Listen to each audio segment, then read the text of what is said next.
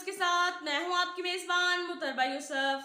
लोधरा से हमारे रिपोर्टर शाहिद नूनारी के मुताबिक दुनियापुर थाना सदर को तजम्मुल हुसैन बलोच चक नंबर 10M ने दरख्वास्त दी कि मैं और शानजेब वाक कर रहे थे कि मुमताज हबीब सईद दानिश अकवाम बलोच सकना 249 WB ने मुझे थप्पड़ों और मुक्कों से मारा। मुमताज ने सीधे फायर किए जो कि शान को पेट की जानिब लगे और मुलजिम फरार हो गए। वजह अनाद ये थी कि मुमताज को शक था कि शानजेब के इनकी हमशीरा से नाजायज ताल्लुकात हैं। मुलजिमान ने शानजेब को जान से मार देने की नीयत पर फायर मारकर सख्त ज्यादती की है। थाना सदर ने मुकदमा दर्ज करके तफ्तीश शुरू कर दी।